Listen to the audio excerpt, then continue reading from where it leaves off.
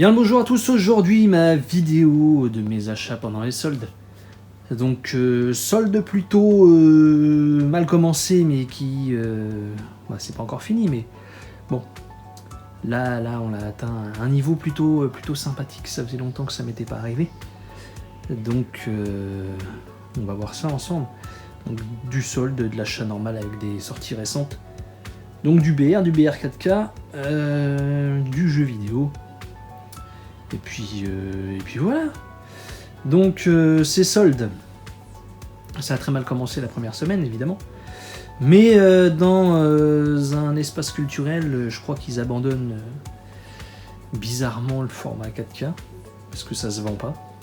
Enfin, c'est ce que je suppute. Hein. Mais bon. Des prix de malade. Des prix de malade. Donc 4€ pièce. 4€ pièce le BR 4K. Donc surtout pas mal d'upgrades, quelques-uns pour la découverte. Et puis c'est parti quoi. Allez, ce retour à Zombieland. Donc celui-ci, à une époque il était dispo à Nose. Je l'avais loupé tout simplement. Donc voilà, là j'ai craqué. Enfin j'ai craqué, c'est pas ce qu'on appelle un craquage, mais de toute façon il me le fallait. Certes, beaucoup moins bien que le premier, la surprise en moins on va dire. Mais ça reste un bon délire. Donc, retour à Zombieland. Ça, c'est de l'upgrade Terminator Renaissance. Curieux de voir ce qu'il peut donner celui-ci en 4K. Parce que visuellement, il était différent, on va dire. Il y avait un petit style. Je sais pas ce que ça va donner en 4K. 2012. Je l'ai revu il n'y a pas si longtemps que ça en BR. Qualité pas ouf finalement. Ce qui me fait peur par contre sur ce 4K, c'est que les effets spéciaux qui étaient déjà pas terribles je trouve. J'ai peur que ça ressorte mal. Mais bon. Ça pour regarder parce que apparemment c'est un classique. La vie est belle de Frank Capra. Bon, pour 4 balles. Ça se regarde. À voir. Il y a pas mal de références dans pas mal de films justement sur La vie est belle, à voir. Mais encore une fois le 4K en noir et blanc, je suis pas convaincu, mais bon. Celui-ci très content. Last Action Hero. Bon évidemment il n'y avait pas le steelbook, mais rien à branler. Bon, juste ce qui me fait chier, c'est ce visuel tout pourri, quoi. Ils auraient pu mettre autre chose. N'importe quoi sauf ça. De toute façon, les steelbooks, je les remplace sans pitié par les 4K en fait. Si c'est un steelbook 4K, tant mieux. Mais ça me dérange pas d'avoir ça au final. Déjà, ça prend moins de place. C'est moins... Voilà, tu le manipules comme tu veux. Ça, c'est pas relou, quoi. Ça, pour le voir en 4K aussi... Monster Hunter, c'est vraiment pour revoir et je sais que c'est pas ouf, hein. Je sais que c'est pas ouf. Après, voir à quel point c'est spectaculaire entre guillemets en 4K. Jerry Maguire. Alors, moi j'aime bien ce film. J'avais le BR.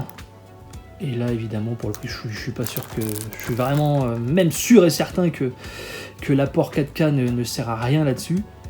Mais voilà, je me suis laissé tenter dans l'euphorie.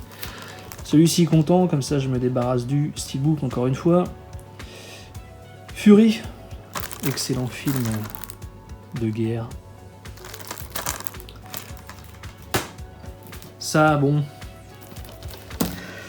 J'ai envie de dire no comment, c'était pas à 4€, hein, je précise, ça c'était, je crois que c'était à 12 balles. Voilà.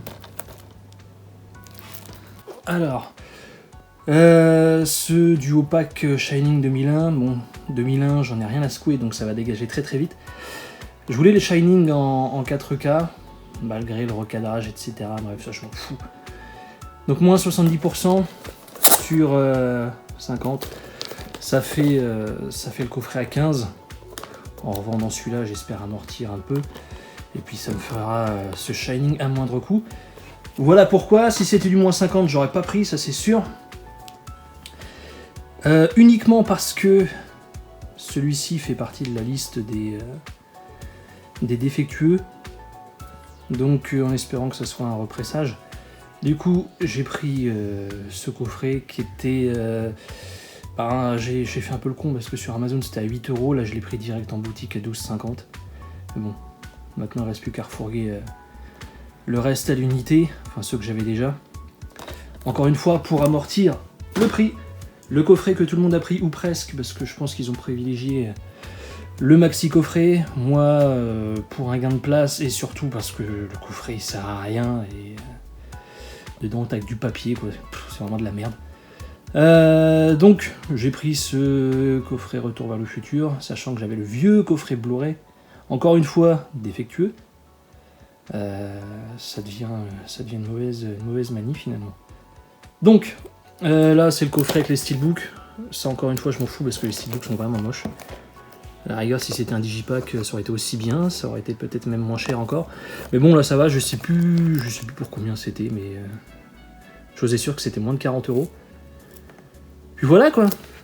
Enfin. Toujours dans les soldes, il y avait cette console de jeu. La Game & Watch qui à la base coûtait 50 balles quand c'est sorti. Abusément cher. Parce que là, je l'ai touché pour... Moi, elle était à 20 balles. Dans certains Auchan, elle était à 15. Moi, j'ai pas de Auchan par chez moi. Donc 20 balles, je me suis dit, bon, allez, vas-y. Et au final, bah, c'est de la merde. C'est vraiment de la merde. Hein. Je trouve pas ça très pratique, en fait. Non. Du tout. Donc ceux qui ont payé ça 50 balles, et bah, je suis bien navré pour eux, parce que même à 20 balles, je trouve ça cher. Donc c'est vraiment un gadget, quoi. C'est prendre les gens pour des cons. Après, c'est du business, hein. Bravo Nintendo. Escape Game 2, donc là on n'est plus dans les soldes, hein, je préfère le préciser. Le premier était sympa, celui-ci est regardable, donc je sais pas ce qu'ils vont faire dans la suite, mais bon. Escape Game, Zombie Flesh Eaters, ou Zombie 2, ou l'enfer des zombies de Lucio Fulci. J'avais déjà ce score, là c'est ressorti en version un peu plus rallongée, dans une édition plutôt pas dégueu, avec un petit livret à l'intérieur, je vais pas tout vous sortir. J'aime bien cette BO, donc évidemment c'est pourquoi je l'ai reprise, mais en fait elle est inutile parce que les pistes rajoutées c'est vraiment de la merde. Mais vraiment, hein, vous savez très bien que je suis honnête avec vous. Hormis un visuel sympa, etc., je vois pas l'intérêt de repasser à la caisse pour ça. Mais bon, c'est fait, qu'est-ce que vous voulez. Au moins j'espère qu'ils vont s'arrêter là. La BO de The Revenant, donc celle-ci ça fait longtemps que... Non pas que je la voulais, mais que je la cherchais à un bon prix, on va dire. À chaque fois je suis tombé sur des prix totalement hallucinants, je vois pas pourquoi. Mais... Voilà, là je suis tombé dessus pour 3 €, c'est très bien. Pour moi c'est pas un score énorme, c'est un truc ambiant. Ouais, ça s'écoute tranquille quoi. T'as pas besoin d'être concentré. Et puis comme je disais, ouais, 3 € ça suffit largement. Celle de Timeline de Jerry Goldsmith, donc le score abandonné en faveur de celui de Brian Tyler. Donc très bon. Très bon. Ne me demandez pas pourquoi l'autre a été choisi plutôt que celui-là. J'étais pas là, mais sympa de l'avoir celui-là. Breakdown, donc ça c'est chez Paramount, donc évitez de gueuler sur ESC sur le fait qu'il y ait que la VFQ sur le BR. Donc, mais bon, moi ça me dérange pas. Hein. Ça me dérange pas du tout, je l'ai revu hier soir. Bah toujours très sympa. Hein. Qu'est-ce que tu veux que je te dise? Mais ouais, la VFQ, j'ai regardé, c'est vraiment ignoble, hein, la voix qu'ils ont mis à Kurt Russell. Dégueulasse. Cruising de William Friedkin. Curieux de voir ce qu'ils vont faire avec leur version restaurée par Friedkin lui-même. Pas mal de suppléments aussi à voir, un petit livret. Je l'ai vu dans des conditions de merde. Le master que j'avais, enfin le master, parce que je l'ai téléchargé, hein. Mais l'image proposée était pas ouf. Je me demande si c'était pas du DVD RIP, enfin bref, on s'en fout. Voilà. Par contre, pas donné, hein. Pas donné celui-ci, je trouve ça un peu abusé, mais qu'est-ce que tu veux? Detox, j'avais pas la version précédente, donc très bien. Il y en a certains qui se tripotaient sur les tarifs de la revente. Bon, bah j'espère que ça va les calmer, hein, puisque là, il y aura plus de spéculation. Mais bon, je suis pas fan du tout de la cover choisie, hein.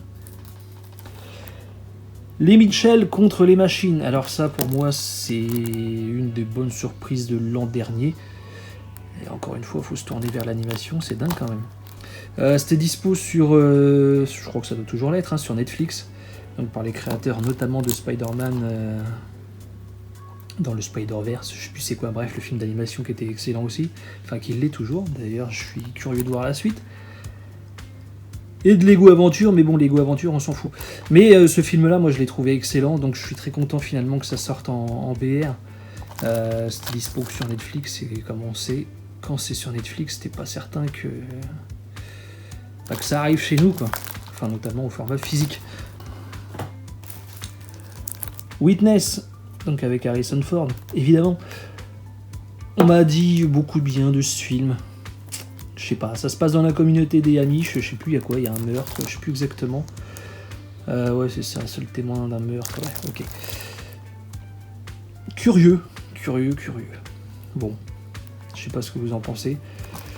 Mais de toute façon, si c'est pas good, ça se marre, ça dégage direct. Alors, un fauteuil pour deux, je voulais cette version-là, c'est juste une question de... Bah déjà d'avoir le titre en français, mais je sais pas, pour une continuité dans tous les titres Paramount qui sont sortis avec les Eddie Murphy, je sais pas, l'import belge, il faisait tâche là-dedans.